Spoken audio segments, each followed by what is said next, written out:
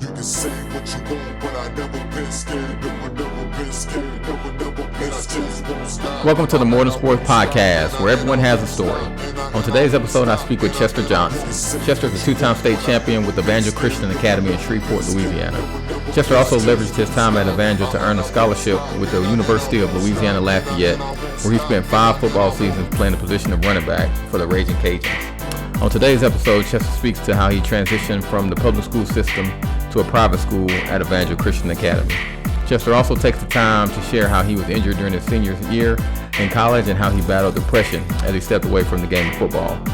Chester also used his experiences to write a book called A Humble Sinner, which you can pick up today on Amazon. This book was what Chester described as his healing process as he stepped away from the game of football and how he processed his life before, during, and after the game ended. Thanks for tuning in. Now let's start the conversation. All right, we're here with the More Than Sports Podcast. I'm sitting here with a special guest, Chester Johnson. How are you doing today? Chilling, man. I'm good. What up? Good, man. We'll jump right into it. My first question to you is, and I try to get everybody's perspective on this whenever they come onto the show, is what is your relationship, or what does sports and athletics mean to you today? Look, before you said today, it would have been a different answer. Today, what sports means to me is something different than when I was younger. Today, sports is entertainment, fun, like almost like a hobby now. Right. But before, growing up, sports was everything. Sports was everything. I mean, that's all I did was sports. Right. Growing up, football. And really it was football was the sport. But sports in general I always keep it on ESPN. Right. I mean, so about like when you say today, it's kind of like entertainment.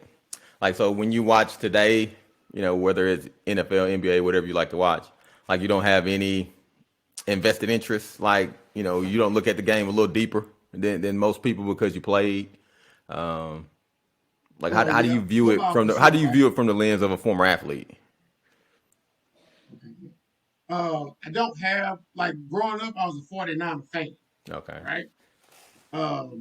Growing up, watching football, you pick a team and you ride with that team. Being a former, like, getting to college, playing ball, and look, knocking on that doorstep of the NFL, I kind of lost the, like, affiliation.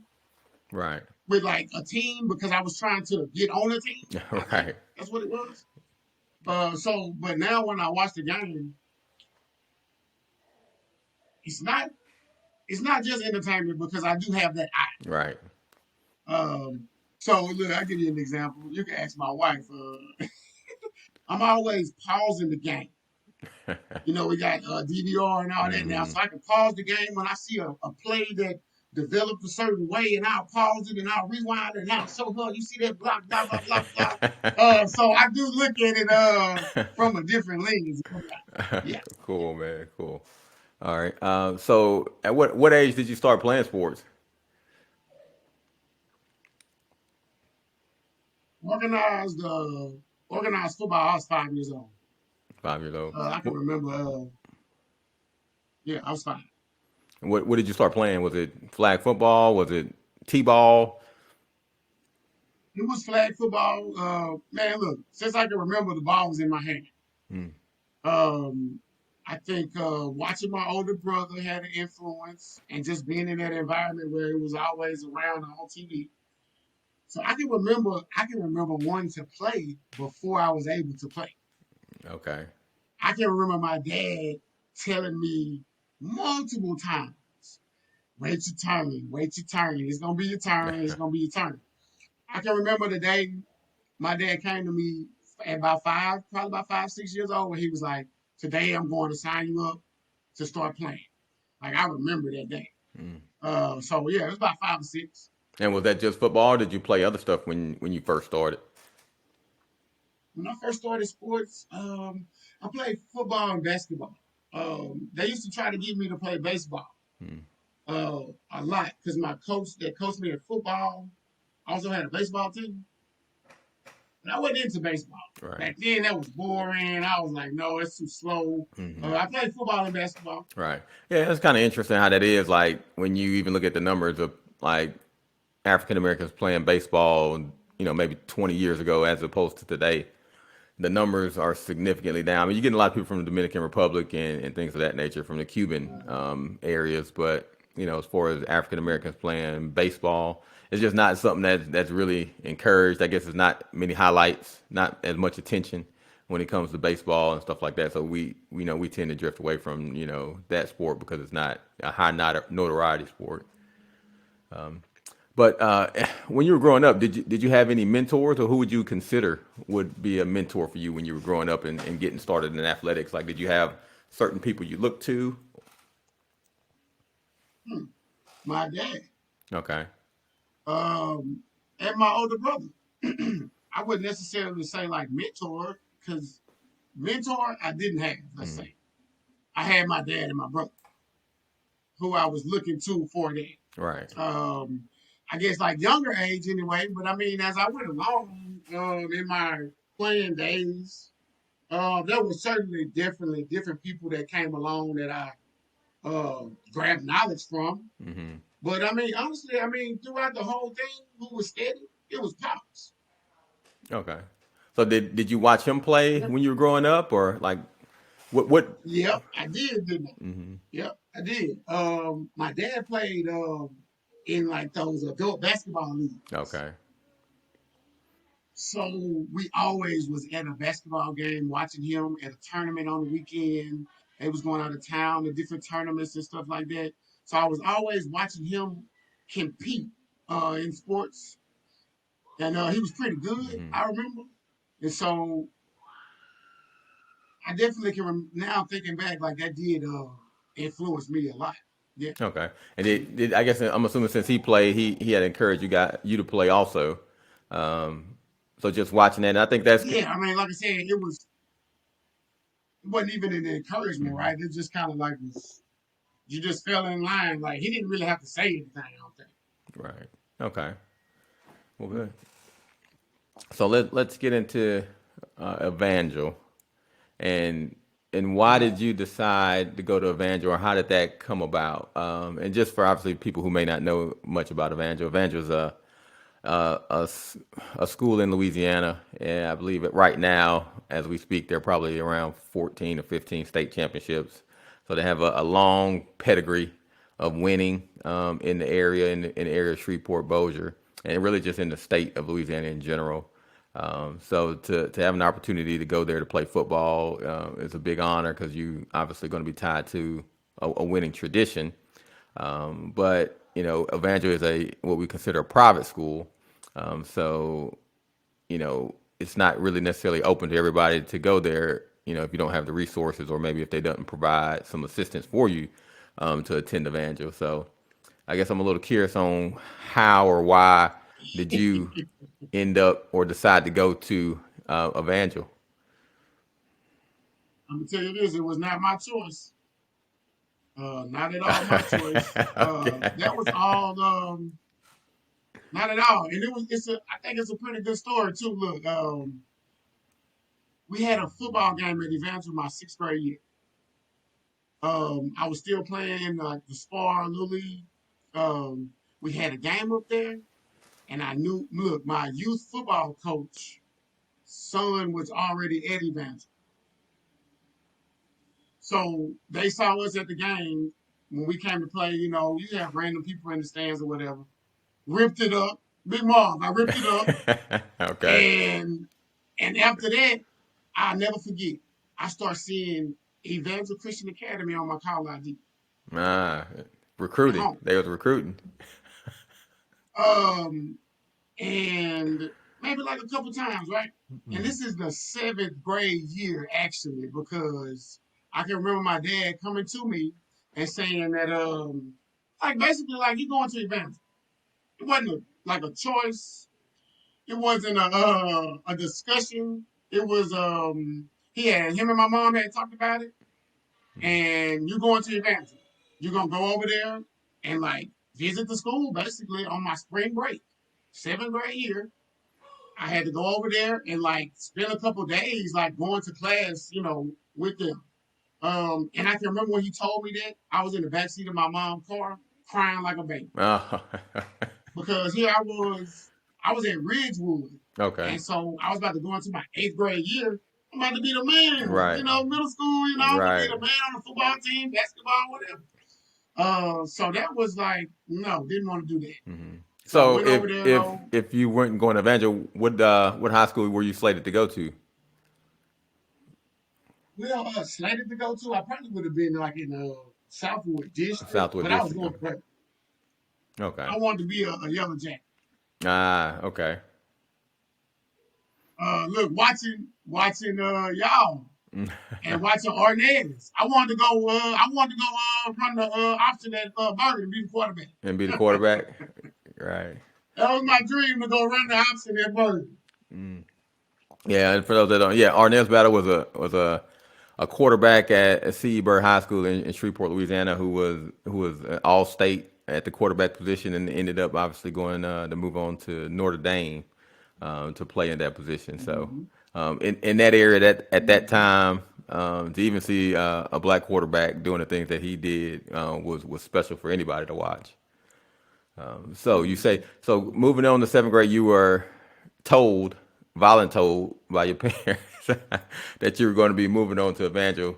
So tell me how that was as far as I know you said you spent a few days there, but how was that there? And can you kind of explain the culture at Evangel? Because it's not a culture that's normal in most other institutions in that area or even in the state. But can you maybe speak to the culture there and how things were a little different in structure there for all the students, not just the student athletes? Look, you saying remember the culture. The first thing that came to my mind was it was weird to me when I went in that 7th grade to go visit. Mm-hmm. First thing, the uniforms. Mm. We had uniforms. And at that time they had like a button down uniform, shirt. Okay. And they used to have to wear a tie Mm. in the wintertime. The school itself, like the way that the campus is built, it's just a bunch of T buildings. Hmm. It's like one long T building, like two halls, two big T buildings, and then in the back a bunch of T buildings that they connected. Hmm. So it's very small, but and then I'll tell you this, so it's all white, Okay. all white. Um, Look, 90, 10. I went to visit, so I'm in the classroom with the other 7th graders. And maybe 2 or 3, maybe 5 other black students in the classroom Okay. with 20 white students. Mm. Um, I can remember everybody was real nice when I went to like visit. But by the time I went in the 8th grade, by the time the school year started and I was going to school there, Mm-hmm. um, everybody was pretty friendly, huh? Everybody was pretty friendly, but like I said, it was just a little weird. Like I think what weirded me out probably was like all the white people. Like Right. Right. it was Well, just a to your point, different. It like was that, very that different feel. yeah, that's not what you grew up in, for the most part, and that's not what you who you hung around for the most part. So kind of getting dropped in that situation and not, kind of being prepped and kind of told, well, once you get here, you're not really gonna see anybody that look like you, and to kind of maybe try to It was help. no prep, huh? It was Well, no I think, prep. like you said, at that point, your parents like they knew it was a avenue for you, to kind of help you, better your future, and that's what they were primarily focused on. They didn't worry about the social aspect, which I don't think most of our parents at that time would have even looked at that part. They're like, all right, get in here. This gonna get you an opportunity to move on to the next level or get a scholarship or things of that nature. But the social aspect, probably, I'm just assuming, man, you can speak to it. I'm assuming was never discussed or talked about. Like, all right, it's gonna be you in a class of 25 Look, people. It may be you and one other black person. it's interesting that you brought that up, right? It was Hmm. never ever a conversation around that, not one time. When those conversations started, probably like sophomore, junior year. Hmm. Like, we started to talk about the dynamics at the school. Right. But when I first went there, no, we didn't. I didn't get any.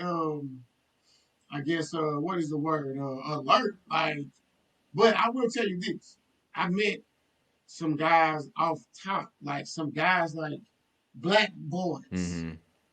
And I don't know if it was I thinking back, like I wonder if they like saw me and was like, hey man, let me go and reach out to him. Mm-hmm.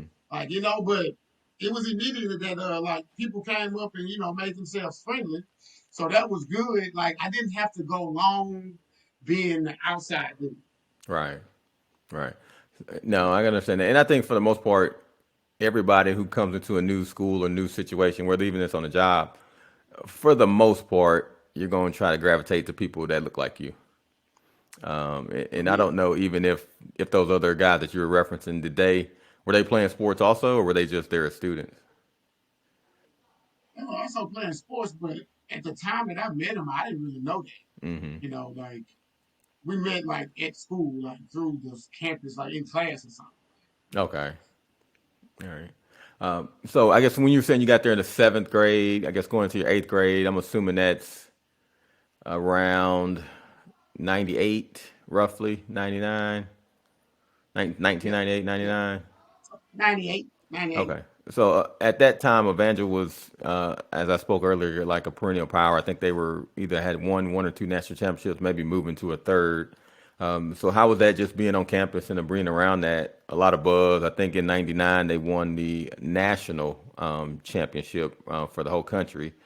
So how was that just being on campus? Obviously, you being there fairly new, coming into a situation where they're trying to teach you about the culture, teach you about athletics, and then seeing all the notoriety, seeing all the national attention, the local attention that's coming around to the program, and I guess you just getting there. How did you kind of register? How did that sit with you? Just seeing all that as somebody that was coming from a public school program to this private school program now getting national attention. I didn't see the outside attention. When I first got there, I didn't know anything about what other people were viewing Evangel as. No. Like, you know what I mean? Like the media, the news, like that type of stuff. In the eighth grade, I didn't know about that. But I will say, when I first got over there in the eighth grade, we used to work out and practice in the morning. Well, like you know how you do gym, and normally if you in a sport, football, it's like last hour, seventh hour Yeah. at public school. We did ours first hour. So I can remember the first time I saw them working out. And it was different. It was like very I can see it now. It was very uniform. Mm, Everybody had on the gray shorts, gray t-shirt, had Evangel on it, had your number on it, and the lines was, in order, and they was doing their little exercises. I wasn't working out that day, I was just watching. I remember that. And I can remember as far as the culture goes, like I said, I didn't hear anything from the outside. mm-hmm. But on the inside, man, it was win state or nothing else. Like, Wow. it was no talk about winning district or like, I'll give you an example. I didn't play varsity in my eighth grade year. So I would be at the games just watching. And now that was different. Well, not it wasn't different for me because I didn't really know anything else. Mm-hmm. What I mean is like it was live. Um, but I remember hearing somebody say in the eighth grade that they had already booked their hotels in New Orleans. Wow. Okay. Now this is at the beginning of the year. Right. This is maybe August, September, and they had booked rooms for maybe Yes. November. Wow. They had booked their rooms because it wasn't a matter of like if they were going, it was just like who they was gonna be playing and like where they was gonna be staying. Mm. Like they was already planning that. Like, and now that I'm older, I look back and the way that the culture was is very important. But anyway, maybe we'll get to that. But back then, man, they was winning state. They didn't think about nothing else. Mm-hmm. Like I said, it was uniform. It was a focus that I knew that I belonged there when I got there. Right. When I got there and I saw that, I was like, yep, this is where I'm supposed to be. Oh, Hmm. wow. Okay. And so you played running back. Was there someone or anyone at Evangel when you got there, seventh, eighth, even ninth grade, that you kind of modeled your game after? Oh yeah, no doubt. The first one that comes to my mind is Giovanni Lewis. I was in the eighth grade, and he was a senior at that time. Like I said, so I wasn't playing, but I was watching. Mm-hmm. Um, Jelani Neiman Rogers. Okay. I actually played with Neiman my ninth grade year, 10th grade year, um, and Ahmad Lewis. Those Okay. three guys. Look, those three guys. I wouldn't necessarily say I patterned like my style. Mm-hmm. Probably look, he'll love this though. Probably Ahmad a little bit. Look, probably Ahmad a little bit, but I definitely watched them. Like Okay. I watched how they worked. I think I can remember we had a dot drill, and we used to get timed on the dot drill. Mm. So it was always a competition of who was going to be the fastest on the dots in the running back group. Okay. And so I definitely used to watch them. Like that was a mod thing. Him and Jelani, they were actually bros. So and they were real quick on those dots, and I used to definitely pay attention to them on that and a lot of others. Okay. Mm-hmm. All right. So, and I try to, obviously, us who didn't attend Evangel, this is a private school that I mentioned earlier, but it's also a Christian academy. So, one of my questions that I do have for you was it really what everyone thought it was as in relation to being a Christian academy? Because I know we have some of these schools out here, they have the banner or the name of being a Christian academy, um, but they're not. But can you maybe speak to your experience at Evangel with it being a Christian academy and what you experienced there? Look, it was a Christian academy. Okay. It was a Christian academy. We had Bible. Was my third out class every day. We had chapel, which was the whole school getting together and basically having like a little church service. Mm. It wasn't every day, but it seemed like it was. Look, it probably wasn't, but it felt like Well, at that age, yes. so yeah, at that age, it felt like it, but we probably was doing that about 3 to 4 times a week in chapel. So, and we were in Bible class. I mean, Bibles out discussing the Bible. Really. I didn't know How what did you, they like, was I talking guess, about at the time. right. Well, and I guess I'm always curious of like somebody coming out of a public school setting, or maybe even not even a Christian setting per se, because I know a lot of people come to that school, they may not even be believers in Christ, but like coming from maybe somebody who hadn't had that intense Bible study or that intense type of relationship to where it's sitting down in front of you, putting it to you more like of a a study format. How was it for you to kind of make that adjustment or that shift to that on such of a consistent basis? It wasn't a like I'm thinking about like in the transition period. I don't really remember any speed bumps with that. Okay. Um, it kind of was look. I tell you this in Bible class, Hmm. yeah, you can kind of tune out, straight up. Like, I mean, you got somebody up there talking, he boring. I mean, and it's kind of like, yeah, whatever. But chapel used to be more interesting. I'll say that Hmm. because we would have like speakers. Okay. So they would have someone come and speak, and basically they'd be telling their testimony. So it wasn't a. I mean, we went to church. Look, we was the family that went to church on the holidays, and then maybe like 2 or 3 more other times. So I knew, we was in the church or whatever. So it wasn't really that big a deal to me. Hmm. To me. Okay. All right.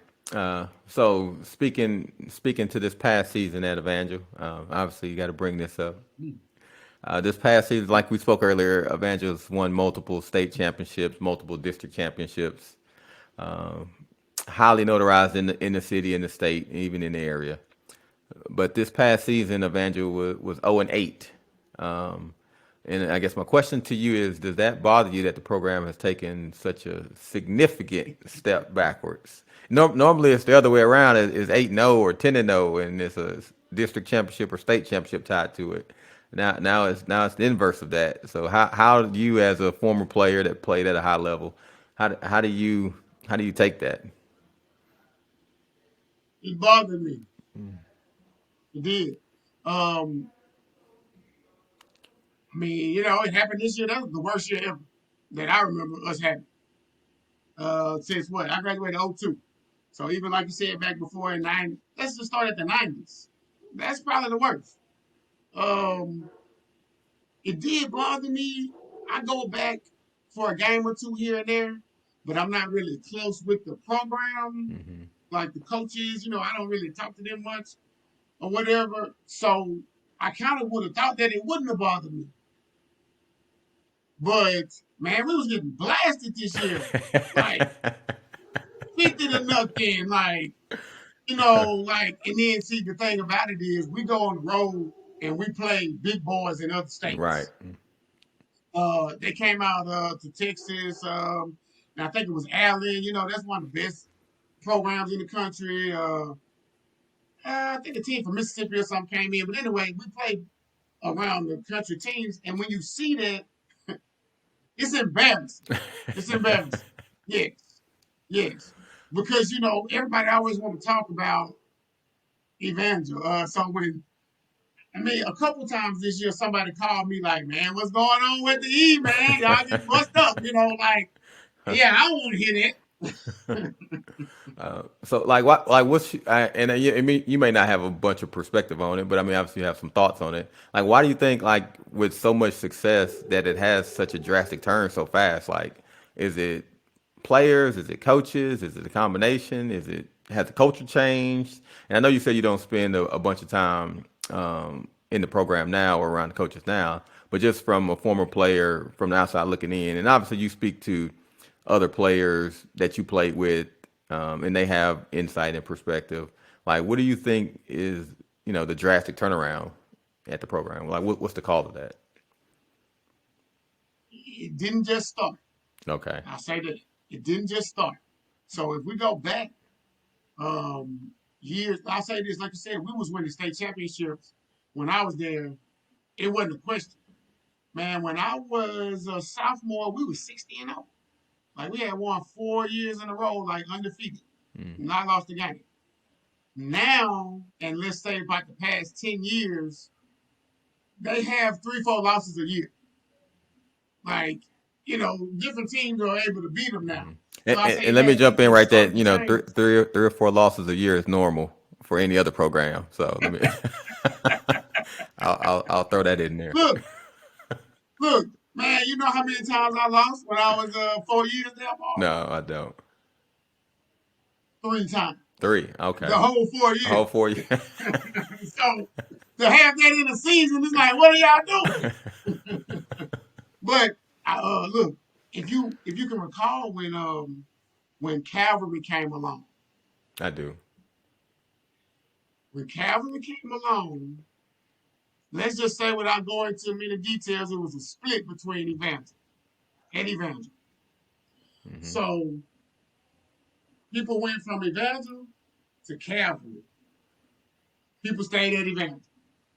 So now what you have is, and that was however many years ago, whenever Calvary came along, Hmm. and Calvary is another school, private school in Shreveport, Hmm. Louisiana. When they came, that's when it started. Hmm. Because now you have another option Right. in the city for private. It's basically the same type of field that Evangel was given. You can go and get it at another school. Right. Okay. And that's what began I would say, from where we were in the '90s to early 2000s to where we have now, that's what caused it. That's where it's okay. All right. And you just mentioned during your ninth through 12th grade years, you lost 3 games. So you won, I'm assuming, 2 state championships that during your sophomore, 3. senior season. We won freshman, sophomore, and senior. So I Fresh- won 3. Okay.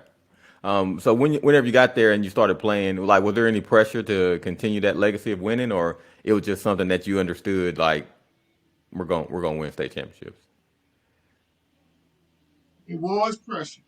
It wasn't pressure until my junior year. Ninth grade year, I played some varsity, but it was mop-up time. 10th grade year, I actually started a few games on defense. They moved me from running back to safety my sophomore spring because they just had to get me on the field, Mom. So I played a few games sophomore year, started on defense, but it wasn't pressure. But then junior year, the pressure came because, like I said, we had a team that went 4 years in a row not losing a game. Mm-hmm. My sophomore year, that was their senior year. So being a sophomore out there playing, I was out there with a bunch of veterans. Right. Like, I mean, veterans, like people who had been playing since they ninth grade year. Mm-hmm. So I'm leaning on them, you know. And so that way everybody looking good. Right. Junior year was that senior class, they left. So it was my class first year starting.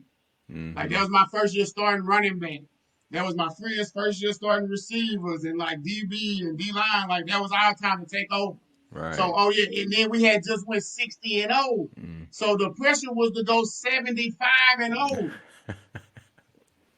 Yeah, look, Right. we felt it. Yeah, we felt it. Mm-hmm. Yeah. No, I can imagine. So, what can you speak to, or maybe say that Evangel provided you that you didn't have before you got there? As you kind of look back now, what did they do, or what did they input in you or impart in you that you kind of look back now is like, well, if I didn't go to Evangel, I would have never had this or never done this. The first thing is, man, that Christian foundation. Mm. Um, I can say a lot of ill things about Evangel, but we won't do that. Okay, unless you want to know, hey, that's what you want, Mark. Hey, man, But this is your story, so hey, whatever you want to put out look, there. but I'm just saying, you want to know, I tell you. But that was the first thing that I look back on now that I'm an adult and I have gone through life. Mm-hmm. I got my foundation biblically, I'll say. I won't even say the Christian, I don't know, that's a whole nother conversation. Biblically, I got my foundation at Evangel, and I still got that today. I'm in my word. Mm-hmm. Look, if like I said, we was in the Bible class an hour every day, I'm in my own Bible class in the morning an hour. Mm. And I got that at Evangel. Right. Look, something else that I'm just now seeing that I got from Evangel is that mentality of just being a winner. Mm. I believe that if you have won one time at something, then you can win again at anything. Yeah. Okay. So they gave us the mentality that we finna go 60-0 and we finna be in the state championship and we're gonna be in New Orleans. Like when we used to break it down at the end of practice, it was 1, 2, 3 state. Mm. Like, I mean, it has a nice any ring to workout it. that we did. Right, 1, 2, 3 state. Like, that was it. I didn't know anything else. And see, that was another thing. I came at the right time. I didn't know any other public school, high school culture. Mm-hmm. So I was able to just come and get with it, I think. Versus somebody else that came in like the 10th grade or something, 9th grade, it's going to be a little different for them. But that winning culture is what they gave me with that biblical foundation. Okay. That I look back. Those two things are the biggest thing. All right. So, like you said, coming in your junior year, getting some of that pressure. Seems like you did well. I think you ended up with some all-district honors. Coming into your senior season, you kind of backed that up, all-district honors and all-city, all-area honors. So, and then you guys capped that with a state championship your senior season. So, when your senior season was over, like, what was your initial expectations of, like, your next step? Look, by the time senior season was over, I knew what was going on. That was December of the state championship game. So the recruiting process had been started, right? Been started. So by the time senior year, I was searching for a scholarship. To be honest, I hadn't got an offer yet, but I was going to visit UL Lafayette like a couple weeks after the state championship game, I think. So I knew that was coming, but I didn't have any offers at that time. Okay. So how were the coaches there? Like you said, you proved that you were playing at a high level during your junior season. Then for the most part, you were backing that up during your senior season. And as that kind of came to the end, like, did you have any conversation with your coaches as far as like you wanted to play college ball and like, you know, any type of support they were trying to, advocate your way? Like, did you have any like specific conversations you could speak to? Look, I'm scanning my little brain. And with the coaches, man, no. That's surprising to me. Look, That is man, surprising to me.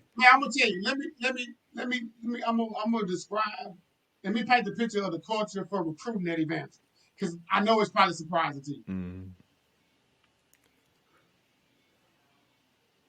We know that everybody's getting recruited by these big schools. Like, I mean, ninth grade.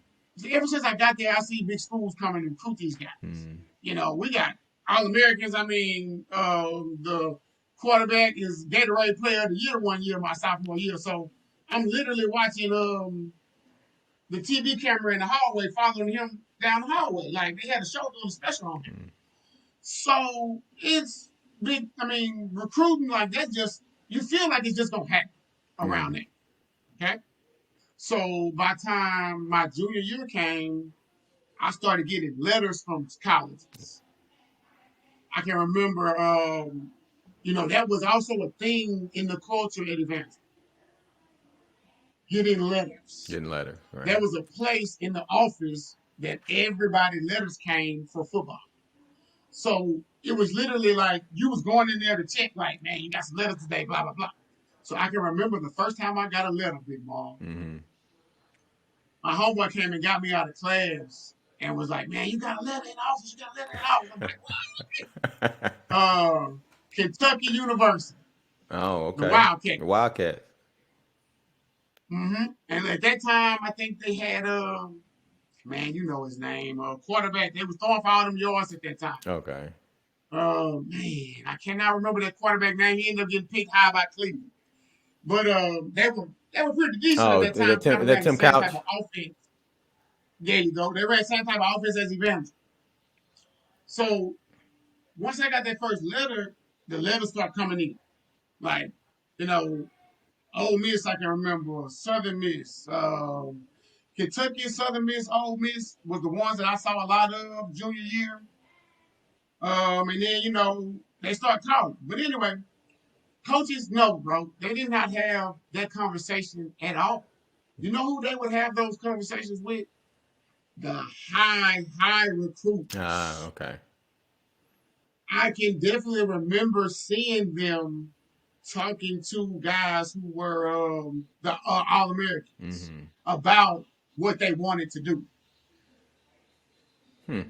Okay. No, like I said, that is surprising. Well, like I said, with such a long history of having athletes go and play Division I, Division II, I'd assume that they would have a process set up to where they would kind of have those conversations with you guys and even have those conversations with your parents in reference to how that recruiting process would go and to ensure that nobody was getting taken advantage of, making sure obviously like all your classes and your ACT, GPA things were in order. Because I think to some degree their reputation is at stake also. If you guys get out there and are not successful, so I'm just curious on my part. I think that's interesting that you said that you would think that they would have a process in place. Well, if you do something so consistently and so much, like even if you didn't have a process in place, you having to go through it time and time again would normally force you to kind of develop some type of process, at least from my perspective. But like I said, just to hear you say that at that point. think their process was what they were doing. Because like for guys who wasn't highly like, they just kind of. That was my experience, but I know that was my other friends' experience as well. Mm-hmm. The guys who were recruited, I was basically watching this. I was recruited on a lower Division I level. Okay, and I had friends that were recruited on that same level. They didn't have those talks with us. I have a friend that I'm thinking about who was recruited on that high D1 level. I can remember him talking to them about that. Okay. So I don't know why that was or anything like that looking back, but that's how it was. my perspective. Okay. All right. So you also ran track in high school, right? So was that Yep, something yep, yep. that you wanted to do, or something that the coaches asked you to do? Oh no, I like track. You like? I ran track like in middle school. So I like to run track. I've been doing that ever since I kind of could too. The coaches didn't like us running track to bring to so you say that was that a coach influence thing? Mm-hmm. Definitely not. They were actually on the opposite side of that. Okay. Because those seasons Yeah. didn't those seasons didn't overlap. Well, I guess at Evangel football season was year round, so Look, there was there no you off go. season. There is no off season at Evangel. Mm-hmm. You got it right. Yep. So they did overlap. Um, but yeah, I ran track. I love track to this day. Still love watching track.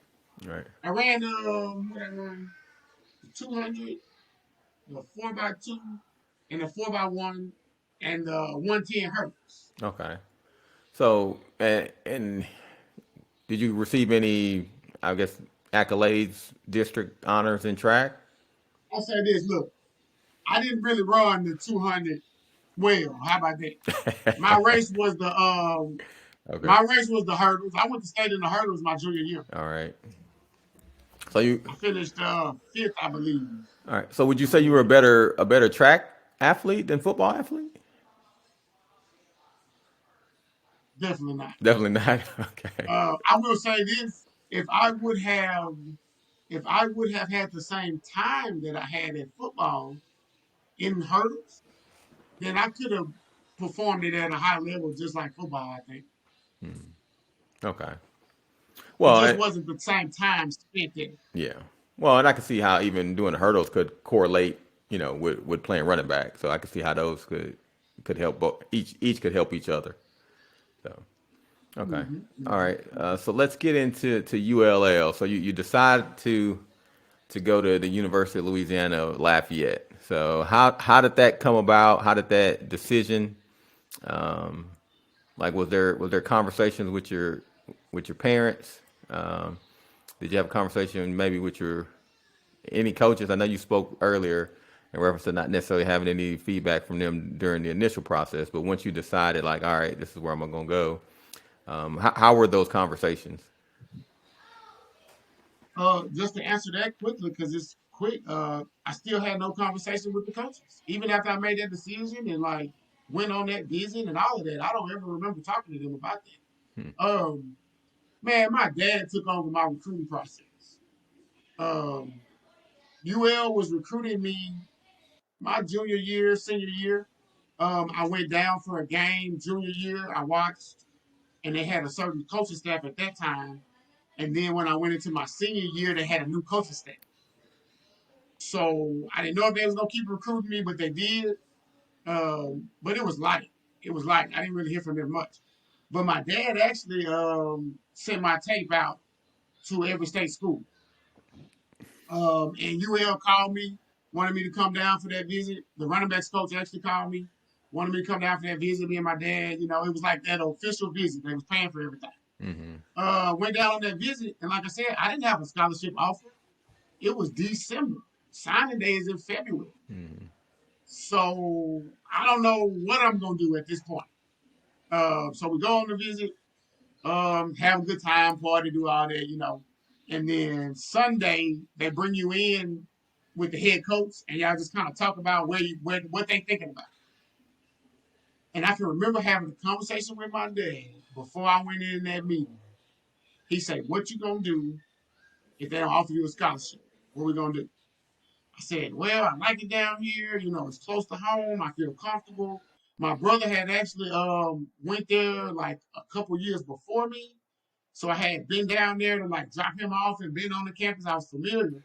So I was like, well, I know I'm good enough to play here, so I just walk on here if I don't get scholarship. So I go in, talk to the coach, and they offered me a scholarship, and I took it on the spot. So that's how I ended up going there. Okay. So, and you just mentioned like your brother was there a few years previous to that. Like, did he give you any advice from his process to what he learned, some of the mistakes that he made? So, did you guys have any conversations when you were going down there and whenever you were looking to make a decision? No, that was just really me and Pops. Now, me and my brother never really talked about that. No, it was just me and Dad. Okay. All right. Well, tell me about signing day. Like, how was that? And like, you know, I know that's a big moment in any athlete's career, getting a scholarship to a program. So, just can you kind of speak to that about how that day went? The emotions that you experienced. Man, that's a good question, Marv. I ain't thought about signing day in 30 years. I almost seems like, what? Come on, signing day. That's a big deal, ain't it? Mm-hmm. I can remember signing day. We had it in the gym. We had a lot of guys sign my senior year. Yep, that's what I remember. I want to say we had the most Eddie Evangel ever Ever? Yeah. Well, signed scholarship, mm-hmm. and then we had a lot of guys. The most I think signed Division I scholarship. We had like 13 dudes get scholarship that year. Wow. Um, it was like a party in the gym. Like I can remember it being a big deal. Like Right. um, it was just a real fun atmosphere, man. I mean, Mm-hmm. I don't really remember no deep emotions or nothing like that. Mm-hmm. Like it was just I was glad, that I was going to be able to play ball at the next level. That was the dream for me. Right. Like I wanted to go play in college. Okay. So it was just a lot of fun times. Like, I don't even really remember too much. Okay. So did you have any other offers? I know like you said, yeah, went down the official visit to ULL, and they offered you a scholarship on that Sunday. Then you took it. But were there any other offers on the table, maybe from D2 schools or maybe even some lower tier D1 schools? Man, I wasn't hearing nothing, boy. Louisiana Tech, Southern Miss recruited me, I would say, to the last minute. And then I just didn't hear nothing and then at the time when I went to UL, you know who I can remember calling? And Ohio University. Okay. I think Bobcats is their little mascot. Mm-hmm. I know about them now, but at that time I had no clue what that was, who they was, where they were at, none of that. But I don't even remember even talking to them. But I remember seeing that on the caller ID. So no, other than UL, I didn't have nothing. Okay. All right. So you come through signing day. You sign. This is end of your senior year. So you decide to enroll early over the summer. Can you kind of walk me through why you decided to do that? Man, that's crazy. When you say early, I was about to say, no, I didn't. Because I'm thinking early December early. Mm-hmm. You know how some of these kids go in December because when I went, it wasn't early to me, Mark. Okay. It wasn't early. Look, how did the decision come about? I look back at that now. All my friends didn't do that, Mm-hmm. and we'll talk about how like they saw me leaving and like they was around here chilling like that whole summer. My running backs coach, I want to say at UL, was basically like, man, after graduate, like he was basically like, you got to be down here for summer workouts because you're gonna play next year. Mm-hmm. They was planning on playing me my true freshman year, so it was kind of like a no, that was also like not my choice. Seemed Mm-hmm. like I was going to some school and I was going down there to work out. Right. Okay. And that happened probably like a week after I graduated. So that was like the end of May. Mm-hmm. The end of May, I was enrolled in school at UL. Right. So I guess you didn't necessarily have after you graduated your senior year, you didn't have a summer to kind of hang out with your friends and, do the things that seniors do when they graduate and get ready for the next chapter, man. You were off going to play ball with people who had been there, done that. So. So when And that's so interesting now that I'm thinking about that because I never even thought about that time period, like to hang out and, like you said, do things that kids do at that time. mm-hmm. Like, I don't even know what kids do at that time, boy. Because I'm thinking about it, it's like that time when you have that freedom. Mm-hmm. So, like, my parents would have let me kind of be, and that was probably why he was like, no, you need to go to school because that's the time to get in trouble, huh? So no, I didn't have that time. To be honest, man, I was trying to go play ball. Right. Like, yeah, I was trying to go play ball. Right. So coming in, like you said, it was a new coaching staff. Ricky Bustle's pretty much inaugural year, inaugural draft class. So you coming in during the summer, you feel like that was what you needed to come in and kind of give you a head start and start to play as a true freshman? Yes, no doubt. When I because I'll give you an example. My first workout at UL let me know that what I had been doing at Evangel was nothing. Okay. And look, you just spoke about Evangel. I mean, we was winning state. I thought we was really working hard. Mm-hmm. When I went for that first workout, I realized, oh no, you're not ready. And you need to be here. Mm-hmm. And whenever I tell somebody that story, I'm always like, man, it was one person that I can remember who I was like, man, okay, like I'm not what I think I Mm-hmm. am. Ike Taylor, man, played for the Steelers. Man, that dude was out there with his girdle on, shirt off. I was still 17 years old when I went. I was a late birthday. Okay. I didn't turn 18 till the end of my freshman year at UL. So I played that freshman year at 17. At 17. Okay. When I saw Ike Taylor eating up that workout and I was over there about to throw up, I was like, oh yeah, okay. Yeah. So I needed to be there, no doubt. Yeah. Okay. So we spoke to, like I said, the winning culture at Evangel. So you come over to UL that does not have a winning culture. I guess, like you said, you lost 3 games from your 9th grade year to your 12th grade year, and now you move to a program that's barely winning 2 or 3 games a season. Like how was that adjustment as a player, and kind of how was that adjustment just as a team in general? Ooh, Marvin, it was bad. It was bad. And look, you make me think to the prep that I didn't get going to Evangel. I got that prep going to UA. Did you? Okay. Mm-hmm. Me and my dad talked about that specific thing. You are used to winning and being in an environment of winners. I think my dad understood that more than I did at that time. Because at that time, I'm like, man, it ain't going to bother me. You know what I'm saying? I'm just trying to go play ball. Right. My freshman year, I played.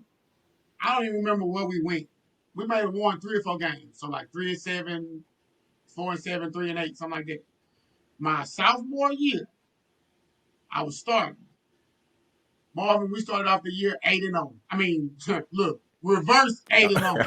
0-8. I can remember, when you're walking out the locker room, you might have some above, that you tap. Right. Man, we had win number 1 up there. And we had win number 1 up there, Marvin, till like November. We hit, look, Marvin, when you're going out to practice week 5, man, you ain't hitting that thing as hard as you was hitting it week 1. Right. No doubt. So, look, I can remember calling my dad. That year, I was in the dorm. I can remember where I was standing at, man. I was like, I got to get out of here. I wanted to transfer. Yeah. I wanted to transfer. And I was looking at Southern and Baton Rouge. Like, bro, I got to go. Because I knew I needed to go down if I wanted to keep playing. If you wanted to keep playing, And I had to sit out there next year. Mm-hmm. Man, Man, my dad didn't entertain that not one second. He did, Marv, and I'm like, man, I'm down here hurting. Like, what do you mean? He said, we talked about this. And basically, he was like, you going to stick to what you said you was going to do. Okay. So, look, after that conversation, I mean, I didn't even really think about it too much more. And I just kind of, dealt with it. But that was individually. But as a team, man, compared to Evangel. Mom, I was about to say something. I'm going to say it, though. It was like playing with a bunch of losers. Straight up. Straight up, Mom. Like, man, I can remember just the attitude about it, man. Like, it was just a loser attitude. Like, I know what a winning environment feels like. Yeah. And so we had a losing environment. Straight up. Like, so and obviously you had people coming from all over. I mean, people came from winning programs like you did. People came from losing programs. People came, who were all state, all city, all district in different parts of the state, and even some that came from out of state.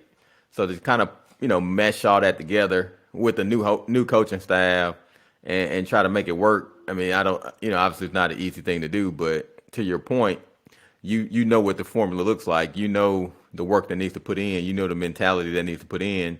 And, can you kind of speak to maybe guys on the team that maybe were talented but didn't have work ethic? Because even with that, like coming from maybe a winning or a losing program, like you still have to be taught, like you said, when you showed up to Evangel, things of that nature, they had so much structure in place. But, once you come to college, you have a lot of people who are talented, but maybe didn't have that structure.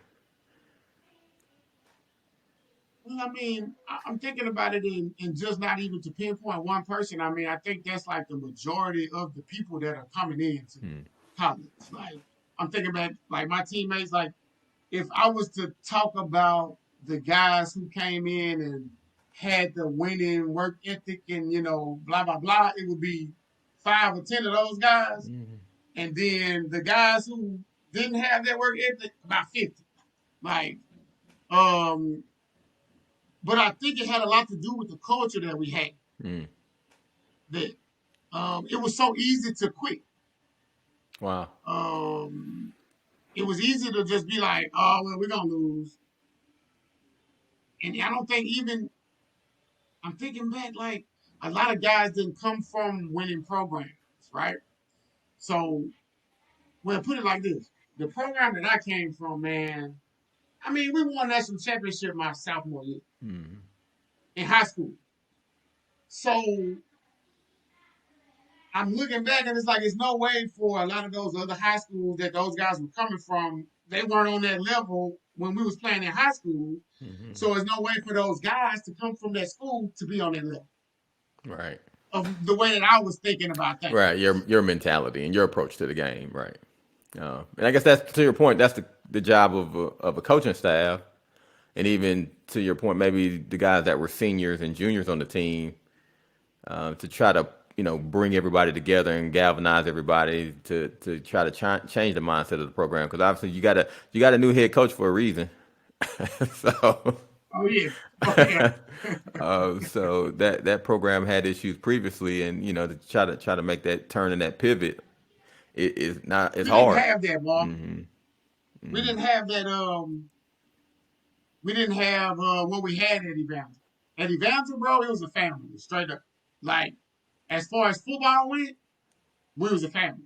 We were going to each other's houses, eating after practice. Like, the coaches was having Bible studies at their houses with their positions, and like they was barbecuing, that was like a regular thing. Like, and then when you get to college, it's a bunch of individuals.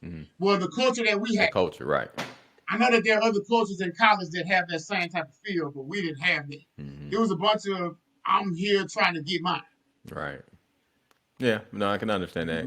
Yeah, because I think at that level, at that point, everybody, who has the skill and the talent sees the next level, And yeah, I could see selfishness kind of come into play and wanting to make sure that they get the individual accolades and maybe not necessarily worry too much about the team.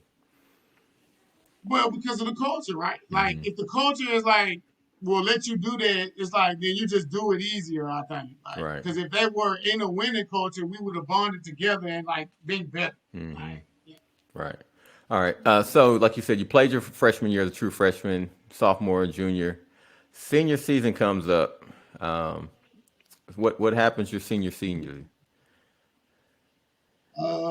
season come up. Got hurt the first game.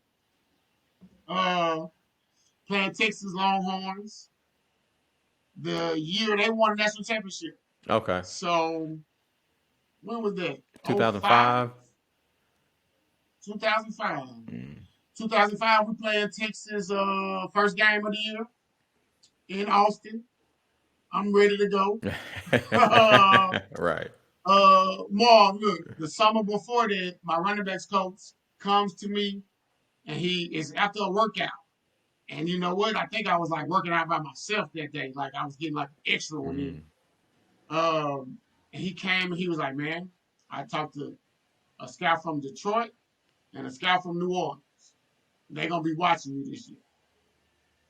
Keep doing what you've been doing, and you might not get drafted, but somebody gonna bring you into a camp. You're gonna get a shot. Okay. Okay. And this is So that's what I'm going this into. before the season starting, right? This is summertime. Right. This is summer workouts. Like we hadn't even got to two of days yet. Okay. So that's what I was coming into Texas game with, that first game. I'm thinking, look, at this point, Mm-hmm. Lord, I don't give a damn about the team. I don't give a damn about the team. Because I'm gonna tell you why. I can remember this. I can remember when we got to Austin, Mm. and you go over to the school that you play in, and you do your walkthrough Right. in their campus, Mm-hmm. in their state. Yeah. Bro, I mean, straight up, I can look around and see who's scared. Right. I can look around, and for the majority of the team, y'all ain't ready. Y'all not ready. Right. Mm-hmm. I knew who was ready. And at that point, look, Marv, at that point, I'm still thinking, man, the game starts 0-0. Right. It does. Like, they're going to kick off the ball, and then we're going to play the game. Like, we can beat them if we, you know what I mean? Like, Right. But I knew at that point that everybody wasn't feeling like that. So I can remember flipping my mentality. Mm. Okay. And I ain't never even really thought about this, right? Mm. But I can remember going from thinking that we could win the game to being like, all right, I'm finna play against this high level talent and I need to show what I can do. Right. Mm. Well, and I think even to that, from a lot of those players, like I said, y'all played all over, but leaving Lafayette to how that was, then going over to Austin and seeing the facilities and the city and the stadium, and like you said, all the notoriety that they have been getting previously, like for some players like that they lose before they even get off the bus, before they even see that. I know that. Look, you know that they've already lost from reading the newspaper or seeing them talk about Vince Young on ESPN or whatever. But then, like you said, when you get to the city, look, Mark, when that plane touched down Mm-hmm. and we get on that bus and we drive into that stadium, that's when they really start shitting on themselves. Like, you pull up to that stadium and you see that big stadium, you can see the mentality shift in the bus, man. I'm telling you, I used to see it every time we used to play somebody big. I used to see it. Mm-hmm. But anyway, the first game, my senior year, that's what you asked. So we're playing Texas. That's what I'm going into. I can remember our first drive. I don't know if they got the ball first or not, but we were backed up. We was like at the 3-yard line, our first drive, like in their end zone. I can remember the crowd behind us crazy, and all we was thinking about was don't give up a safety. Right. Like try to get some yards, get out, don't give up a safety. So that's what we did that drive. We just 3 yards, crowd does punt the ball. We come back for the second series, better field position. I don't remember if they scored on us or what. Look, I didn't care. So we come out, and I don't remember the play call, but I remember what the play was. It was a rollout to the left, and my job is cut the end man on the line. Okay. That's all I gotta do.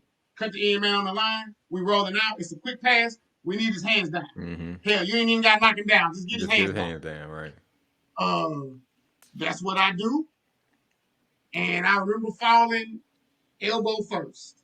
Like, I don't know how that happened, but I can remember, like, I hit the ground like that and pain, like the worst pain I probably ever felt.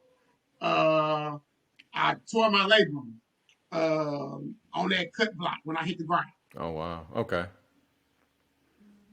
So I didn't know that right at the time. So I'm on the field, like, they get me off the field. We go, they take me straight to the locker room. And they take me to Texas locker room. We didn't go back to the visiting locker room. So now that I'm thinking about it, like, that was different, right? Like, I'm going to the big locker room because they needed to do x-rays. Okay. So they bringing me over there to do the x-rays. They lay me on the table. I'm just screaming and hollering because it's hurt because they got to get the different angles and stuff for the shoulder. They do that, put me in a sling. I remember they gave me a pain shot in my butt for the pain. And I will never forget, Mom, talking to that doctor. That doctor said, you tore your labrum. He's kind of giving me that medical talk. Right, like, absolutely. You tore your labrum, blah, blah, blah, blah, blah. And so he was like, you're going to have surgery. We're going to set that up, blah, blah, blah, blah. And I can remember, like, kind of butting in, like, how long I'm going to be out? Yeah. Like, how long? Man, that doctor looked at me like, almost like, you don't get it, huh? He looked at me and he said, look, he looked at me and I'll never forget the words. He said, you're going to be out for the season. And immediately, tears, I started boo-hoo crying. Oh, man. Like, yeah. Of course. Out for the season. And then at that point, like, I'm trying to process. Like, I don't even know what's going on. Well, at that point, were any of the UL coaches back there with you? I don't remember. I already know who was back there with me. It was the trainers. Okay. The UL trainers. Yeah. The coaches were still coaching the game. Right. Well, no, I know I get that. But normally they would at least send their trainer to go check on you. No, that's what I'm saying. No, the UL trainers were with me. Oh, they were with you. Okay. All right. But like our head trainer, I remember our head trainer being with me. Okay. But no, I guess I can understand your point, man. Like you said, and good or bad, as athletes, we're all wired that way to, like, man, like, as soon as you're out of a snap or a game or injury, like, your first question is always like, all right, when can I get back? But to that point, like I said, that's good and bad. Obviously we're teaching everybody, even our kids and things of that nature, like to push through adversity and things of that nature. But even to that point, like, if you're seriously injured, you still have the mindset doesn't change. It doesn't change. Like, okay, I broke my arm. Okay, let's go. If they would have gave me a shot in my arm and I couldn't feel that pain no more, I would have went back out.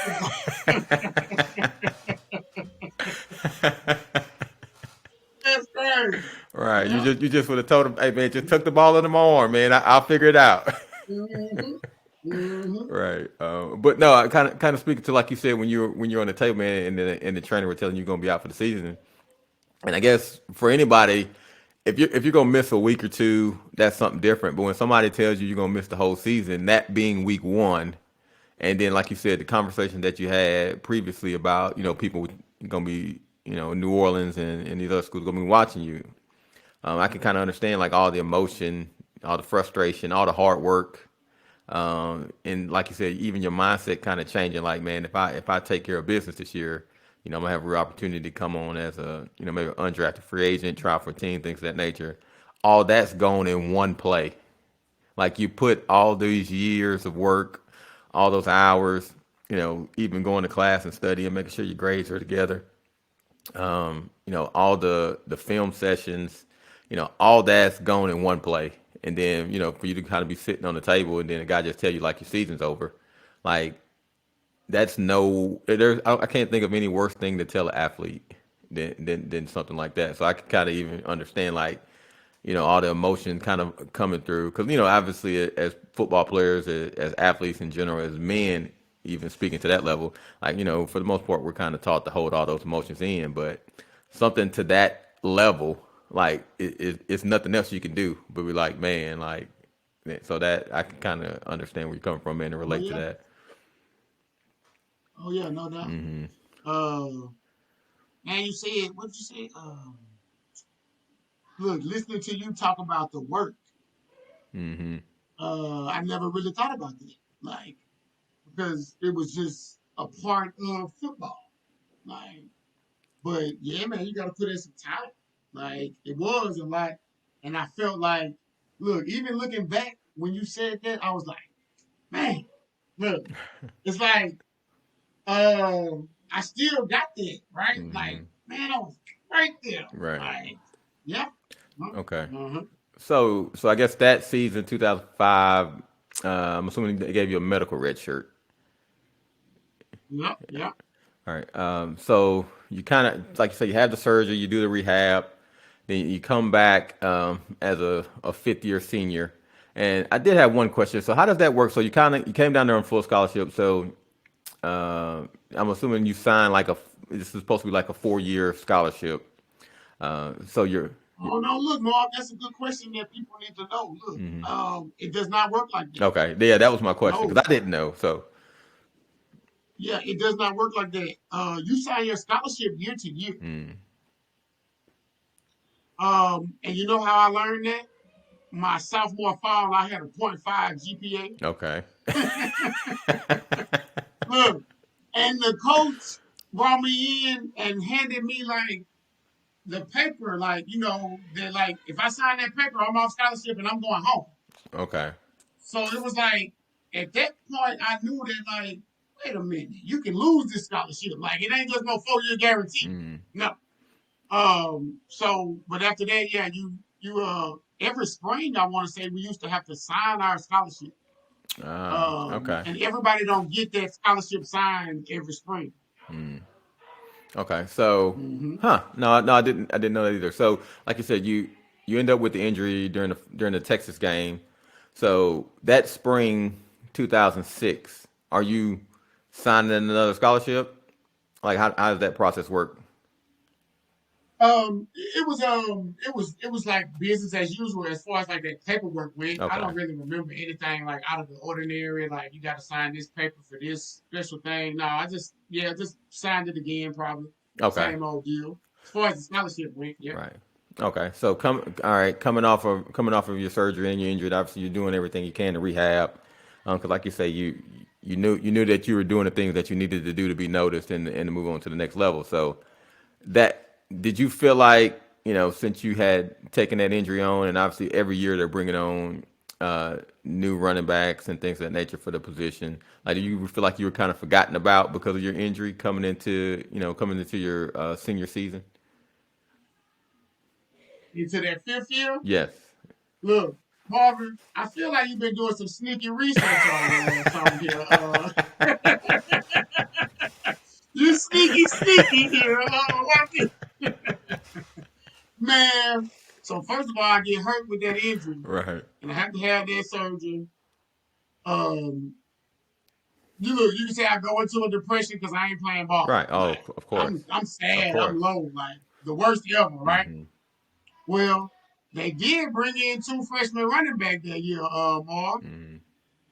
I can remember we bring in 2 highly recruited freshman running backs. We got a kid from out of the Houston area who was getting recruited by like UCLA, Kansas State, like big schools. Then we had a kid out of Louisiana, and so they nipping at my tail, before I got hurt. Right. Uh, and I can see that. I see them, I see talent, but I knew they wasn't gonna be able to like take my carries. Right. Like they wasn't gonna put me on the bench. But what happened was when I got hurt, look, they get their opportunity, and one of them took full advantage. Uh, Finroy, my boy. Finroy was a freshman. That year I got hurt. That's the first game. So he's the running back for the rest of the year. And he ran for 1,000 yards that freshman year. Okay. Anybody who don't know, look, 1,000 yards is like that mile marker for a running back that like you are legit like running back. Yeah. So I'm literally watching his buzz rise as I'm sitting with the sling on in my dorm room. Right. Every game, it's like, damn, Finroy ran for another 100. Finroy ran for another 100. Like, and back then, shit, I wasn't happy for him. Like, I wasn't happy for him. I was about to say, to your point, your mindset had already changed though. So like you were kind of like, man, you like you said, you were kind of a little bit of a depression. So you really couldn't be happy for anybody. No, right. And then that's what I'm saying. Like I wasn't mad about it, but I definitely wasn't glad about it. But I knew this. This is how I felt about that. Shit, I knew it was over for me at UL. Like during that season? I was a senior. Yes. That was my senior year. Senior years, you have a guy who, he came and did something that I had never done before that. Right. So, out with the old in with the new. I'm not finna go back to the running back that didn't do what this running back just did. We're finna build on what he just did last year. I knew that watching that season. Right. So I was trying to get out by spring. By spring, I was calling other schools trying to transfer. Okay. McNeese, talked to McNeese, talked to Southern again. Those two schools I was looking to transfer to in the spring. So how was that conversation with your dad? Watch this. That conversation didn't happen with Dad. That was all the solo Okay. Yeah, at that point, Marv, we was making moves on our own. Yeah. I mean, you're a grown man at that point, so yeah, I understand. Yeah, I just really found I went on the internet or however I did it, and I found them coaches' numbers, and I called them and let them know what the situation was. And I can remember Southern coach knew who I was and kind of was familiar with me. And I can remember him saying to go through spring practice at UL because I was trying to get out. Like, I'm not no fool. I'm not finna get this spot back. Right. I'm trying to go in spring. I'm trying to go to the next campus to play and get my stock back up. Right. But he said, because I just came off with an injury, so he was like, go through spring practice. That'll make sure you're good. And I was like, I kind of understood that. So that's what I did. I went through spring practice. And that was actually not too bad. I can remember being real worried about being hurt. Right. Which is normal. So I can remember that first pop, getting hit again, and then like, okay, I'm good. And then after that, I was back, to the races. And it was Finroy's show.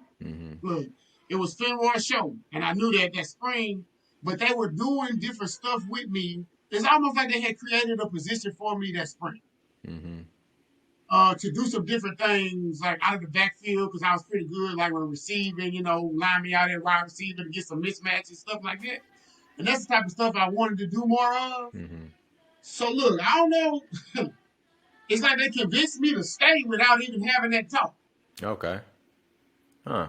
Like they never knew I was thinking about leaving Right. and then like that. I never told nobody unless it happened back door, but I was more involved than I thought I was gonna be. And so I was like, okay. And then honestly, Southern wasn't gonna take my credits. Okay. They was gonna knock off 40, 50 credits or something that I had. And I was like, man, no, because I'm trying to graduate. Right. Look, eventually I want to graduate one day.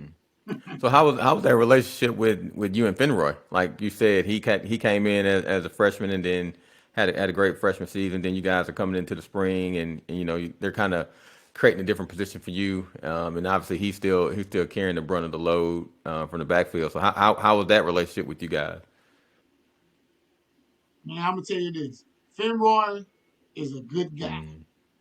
He's a real quiet dude at that time. I don't know what he's doing now. But when he came in, man, he was not a talker.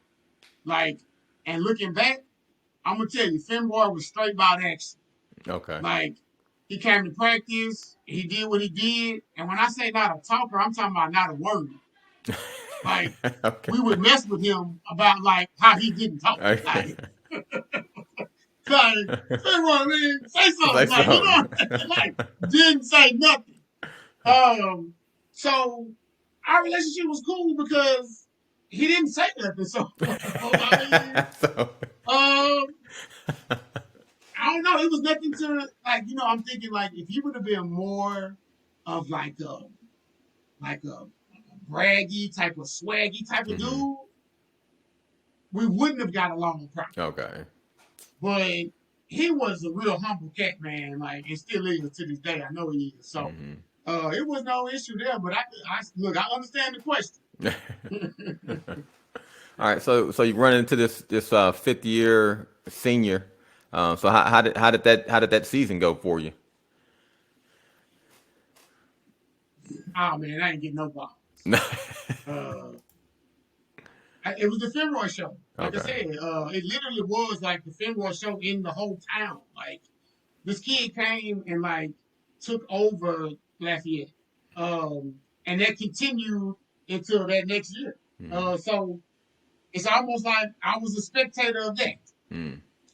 I can remember getting like very minimal carries, bro. Like, it was me and him. We ran like a shotgun 2-back system.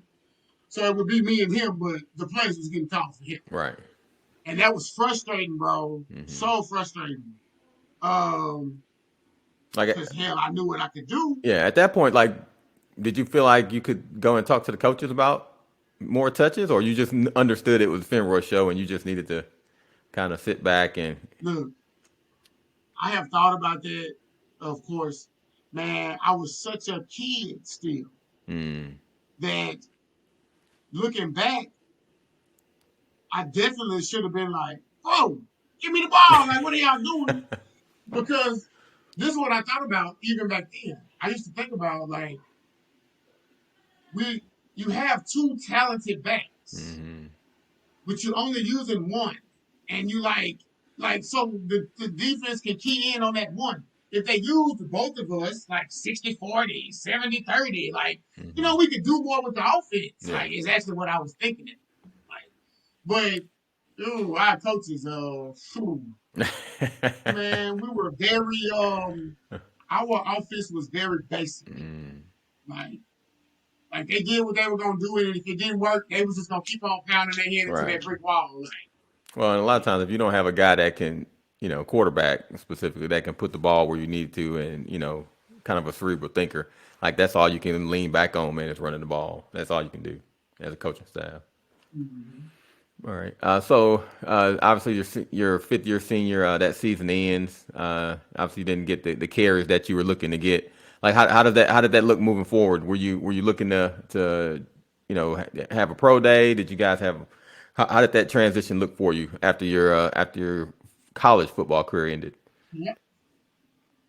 At the end of my 5th year, I was done with football mentally.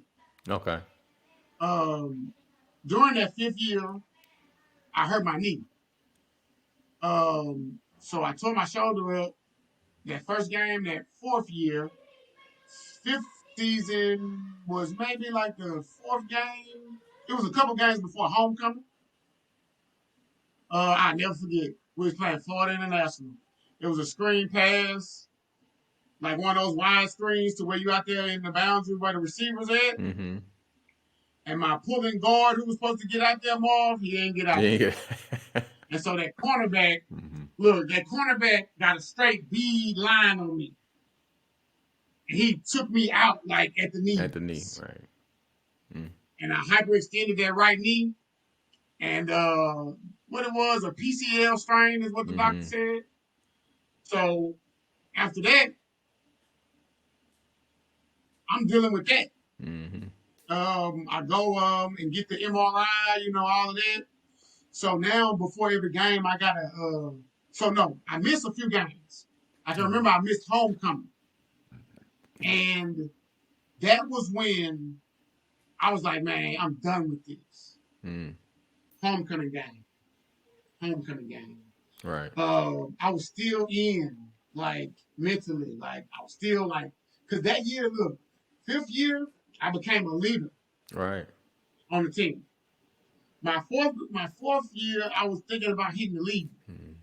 But when I came back and it wasn't my show no more, I just naturally kind of like became that leader. It wasn't nothing like, like I even thought about. But homecoming, when I couldn't play a homecoming game, I went out and I tried.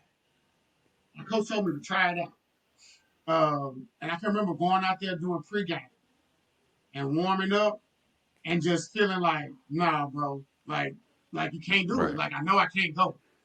And coming back in that locker room, and we have our little breakdown with the physicians and the coaches talking to you or whatever. Golly, man, I can just remember sitting in my locker with my clothes on, just crying. And I can remember Jenkins was my coach. He was like, man, y'all see that emotion right there? This man is realizing, look, I can remember him saying this. I didn't know what he was saying at the time, but thinking back, he was like, this man is realizing that it's coming to an end. Wow. And he can't play in his last homecoming game. So basically, like, go out there and, put that energy towards that. But I can remember watching that game on the sideline. And that's when it changed, man. Because I have to go and get my knee drained before every game on Thursdays, before we went out of town or before that Friday. I would have to go over to this place, lay on that table. Because, man, my knee would be still swollen. It would be swelling up. So they would drain the fluid out. And that wasn't fun. No. But even sitting on that table being like, fuck this shit. Well, no. But even to that, like, just how you saying that, and I think I don't want people to kind of think that that's normal, like to get your knee drained every week.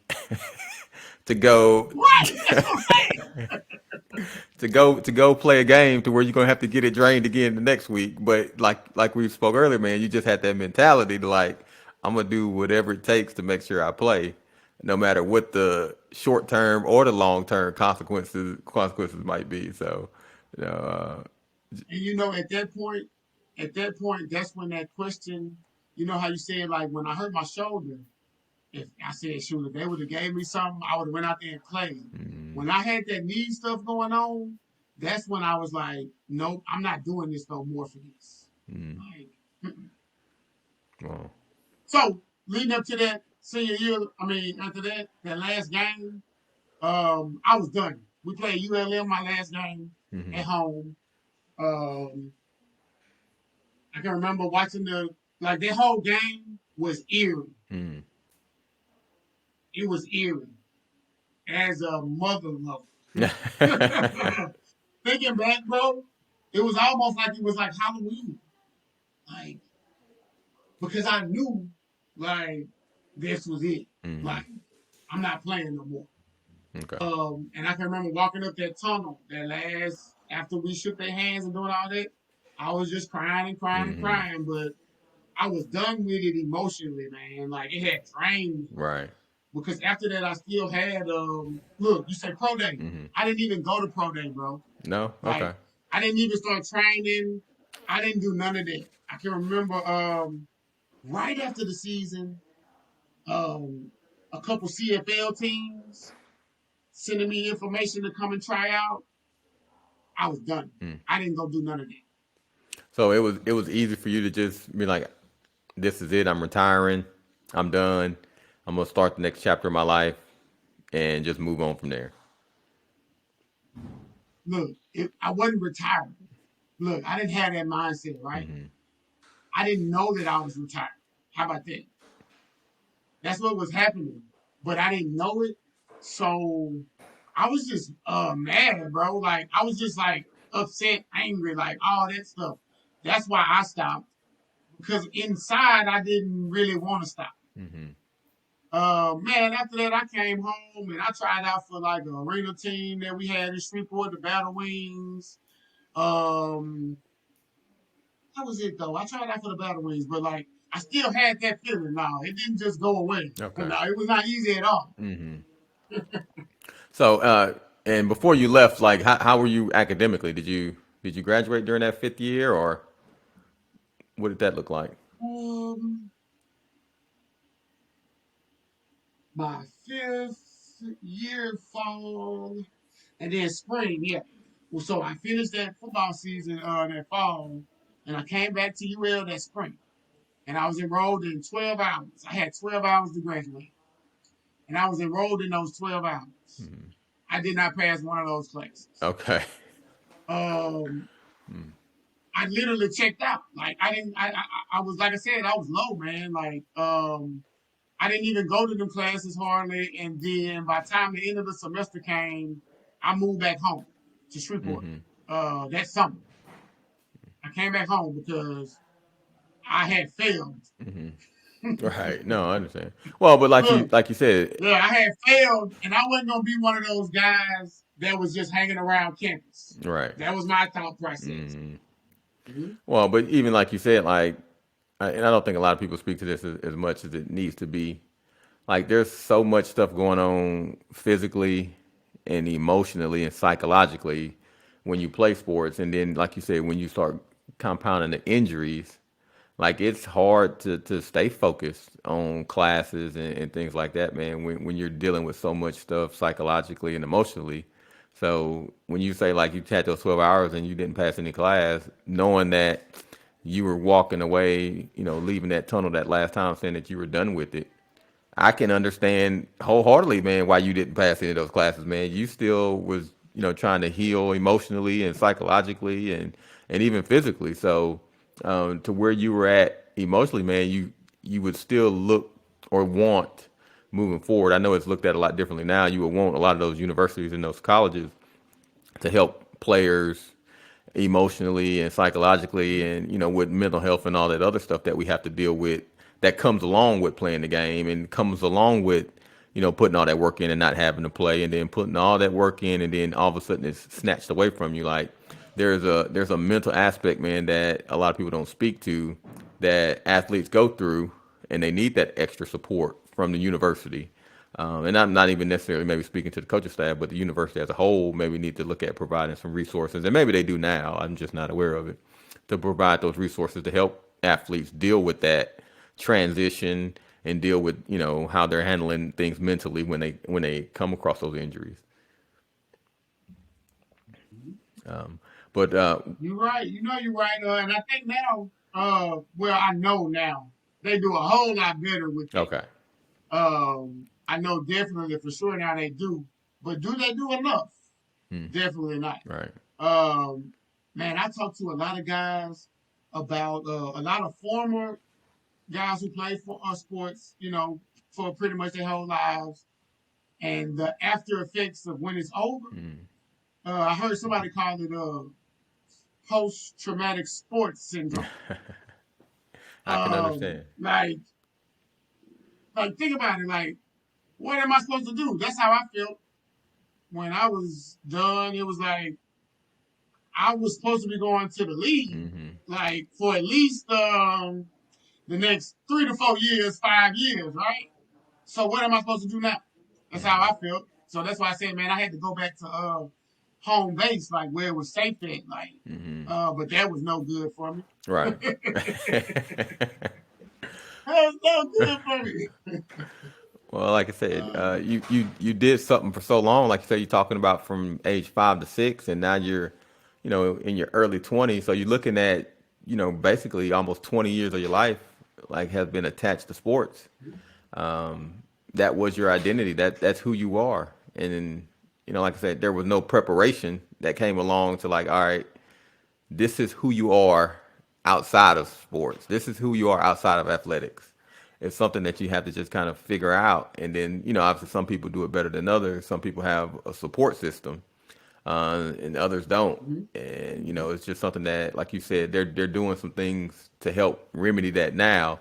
But is it enough? Probably not. And that's just something that, everybody needs to take heart. Like, when we're putting our kids in athletics and we're have, other family members who are playing athletics, that we're coaching them and talking to them and impressing about them. Like, all right, like you are playing basketball, you're playing football, but that's just something you do. That's not who you are.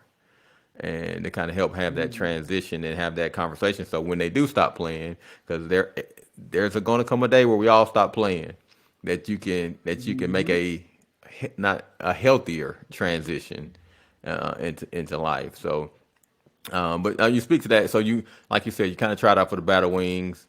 That didn't really work out.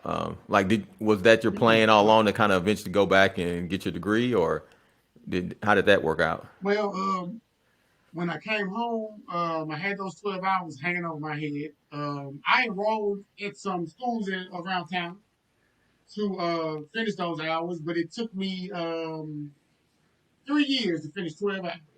Okay. So I came home about '07 summer, I believe. I graduated from UL in 2010. May 2010, I walked across that stage. So I was able to do that, and that was the biggest thing. Um, Cool. when That's another thing, man. They don't talk about graduation. Marvin, Marvin, they don't talk about graduation. You know what they talk about? Staying eligible. Staying eligible. Right. Yeah, yeah, yeah. And so the whole time I was there, it was about staying eligible. But I had my daddy's voice in my head. Mhm. My dad always preached getting that degree. Right. Man, look. From since I can remember, that's all I heard. I tell people now, I never heard from my dad nothing about the NFL. Mm. Nothing. He never ever was like, man, we're gonna hit this NFL, we're gonna hit the league, we're gonna do this, we're gonna do that, you gotta go to the league. Like, Hmm. no.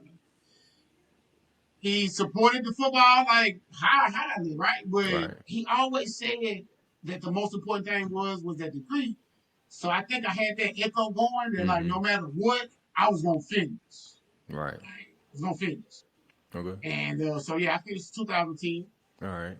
Well, no, that's good, like perspective from that, man. So I do have a question. So what are your thoughts like just in athletes in general, athletics in general, specifically over the past maybe year or two, professional athletes and like the activism that you've seen and them speaking out against racial injustice? Like what has been your viewpoint as a former athlete trying to, sit back and view that now?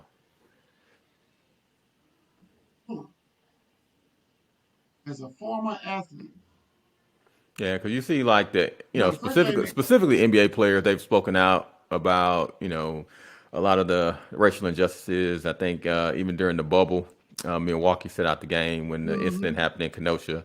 Athletes just being very Man, vocal. who I thought about was the first, Kaepernick. Hmm. He kind of, got all that going, with that kneeling, and there was all that big deal about whether the players was gonna kneel or not. Um, the first thing came to my mind when you asked that question was, dang man, that's so much. Like just thinking, I got up to the college level, so I'm gonna just like, we have college players, taking a stance and doing this and doing that. Hmm. To have to think about all of that on top of what we just talked about, I had on my mind, without that, like, man, I can't imagine that. Like, it seems like to me, it's like that's not they role. Like, Hmm. like how some of them will say, like, man, I'm not activist. Like, I'm not that person. Hmm. I think the ones who do step up and use that platform for that is amazing. Great. We definitely need them to do that. Right. But then it make me feel like don't try to make everybody feel like they got to do that Hmm. because they didn't come for that, and that's not their lane. Like Right. so, that's my thing. Yeah. That's Yeah. all And that. I think, Let the people do that. yeah, that feel like if they feel like they're led to do it or called to do it, I would agree. Some people, I'll just be honest, some people you don't want in front of a microphone. Right, Speak, right, speaking on those right. things. So, yeah, I think the people Mm-hmm. that are doing it, they feel like they need to do, they're called to do it, and they're doing a good job. And those that feel like they need to take a back seat and maybe support in other ways, they're doing that. So I think everybody's, for the most part, playing the role that they should be from what I've seen. Yeah, I think so too. Yep. I think so too. I like it. I don't look at some point. I don't like it when I turn on ESPN and they talking about the killings in Minnesota or whatever, wherever, because I just be wanting to turn it on there and hear about basketball. So like those people who, when it first started, was like, man, I don't want the politics in my sports. Like when they was first saying that, I didn't feel like that. I felt like, man, we got to show y'all what's going on. Mm-hmm. And now I'm like, I can see what they were saying, but I still feel like we got to show y'all what's going on. Right. Like, Mm-hmm. and if that's where all the eyeballs are, then great that they showing y'all what's going on. Right. Okay. And you spoke earlier about going back and getting your degree because, like you said, you kind of had that voice in your ear from your dad.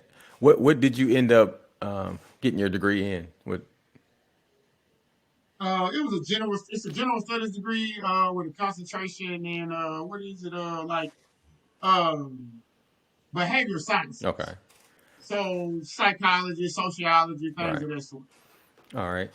So obviously you end up doing that. So can you tell me a little bit about universal citizens? Because like you said, you kind of went from there, got your degree, and now you're transitioning and doing some podcasting also. And tell me a little bit how that started. Shoot, three friends. It's my brother and a friend of mine that I actually played ball with at Evangel growing up. And look, it started from our group chat. Started from a group chat. We have a group chat that it's a group chat. Like we talk about everything, personal, stuff going on in the world, whatever. And I don't remember who it was, but it was basically like a consensus that like, man, I think we need to do this like a podcast and let people like hear what we be talking about. We basically thought that like we talking about the same stuff that everybody else talking about. Let's talk about it together. Right. Yeah. Okay. All right. So we started that, and we started it maybe like last summer, 2020 spring, 2020 something. Okay. All right. Tell me about A Humble Sinner.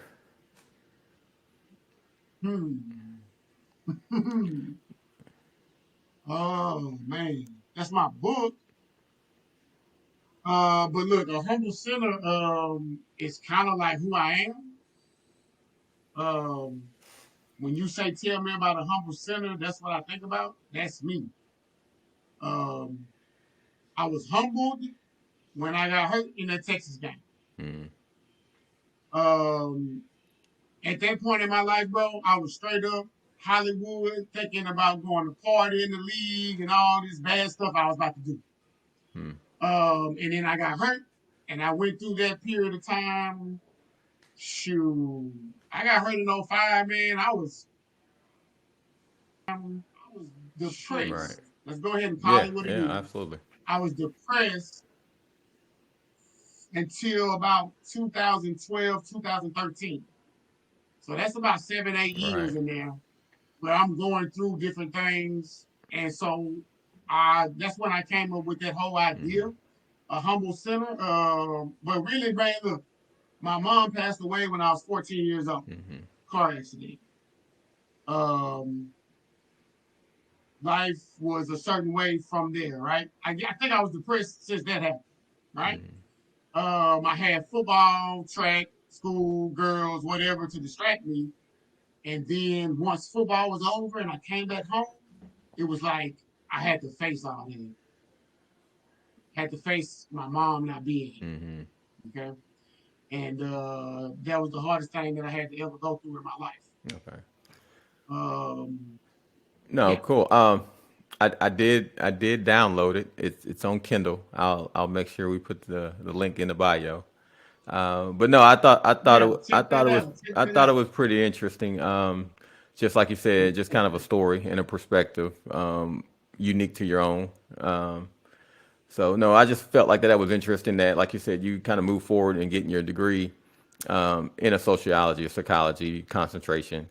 And then, that kind of opens up additional dialogue to kind of put all those thoughts and emotions and feelings into word form and put it into a book, to be vulnerable to share with other people. So, man, I thought that was pretty cool, man. And I didn't know anything about it.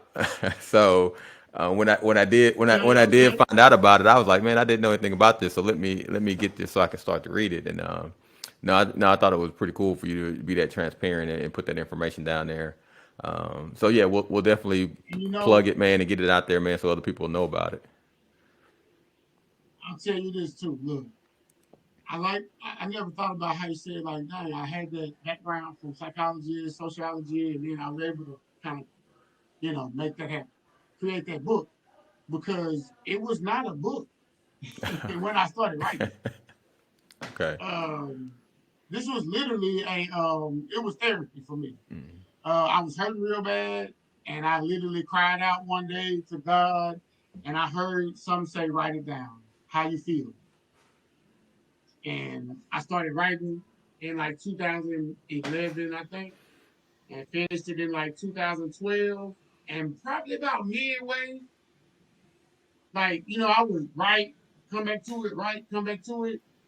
After a while, I realized, like, wait a minute, I'm writing a book. Like, I realized what I was doing, Mm-hmm. but I kept doing it, finished it, and yeah, yeah. All right. hmm But yeah. All right. We got a couple quick fire questions, man, so we can get you out of here. So, who is your favorite running back of all time? I know you played the position. You've studied the position. Any time frame, professional or college, who would you say would be your favorite running back of all time? Golly, boy, so many running backs came through my head. But I'm gonna go with this one. Because this one had the most influence on me as a football player, I think, growing up. Ward Dunn. Morgan. Okay. I'm a big fan Ward of Dunn was the Morgan. reason why I wore number 28 in high school. So I gotta go with Ward Dub D. Yeah. All right. If you could play with any player today, living or not, who would it be and why? If you could play with any player today, living or not, who would it be and why? Couple guys came in my head. Uh, but the one that stick out the most is Ed Reed. Yeah, Reed. Okay. Yeah. Yeah. Because look, not even as a football player, looking back at his career, I didn't realize it when I was watching him what he was doing. But as I look back and I know more about him as the person and how he approached the game to play with a player like that, he gonna make everybody better. Everybody. Like, and that goes to the team he played on. Like, so I would have wanted to play with Ed Reed. Yeah. Good. Yeah. No, you can't go wrong with that. All right. As an author, what would you consider would be your favorite book? Hmm. Hmm. Autobiography of Malcolm X come to mind. Okay, that's a good one. But and then as a man thinketh, Yeah, that's a great one. as a man thinketh, would be the one that I would kind of stick on. I think because as the title says, as we think is how we go, and that book helped me out a lot. All right. Mhm. All right. What's one thing you'd change about your athletic career and why? And obviously, a lot of things that happened needed to happen the way they happened for specific reasons. But what's one thing about your Yeah. your athletic career that you would change and why? And you look, if somebody heard this, they might think that I would go back to the injury, and go to the NFL, Mm-hmm. blah blah blah. But like you said, I realized that everything happened for a reason, and it's coming full circle. Mm. I would go back to high school, and I would run track my senior year. Uh, I like I said, I finished fifth in the hurdles my junior year, and my senior year, I had already got my scholarship. So I was like, man, I'm not about to go out there and hurt myself running no hurdles. I didn't even run track. But I think back, I'm like, man, I could have went back and won state my senior year in the hurdles, like, So I'll go back and get back on that track. Okay. All right. And last question: Who would you like to see next on the podcast? Hmm.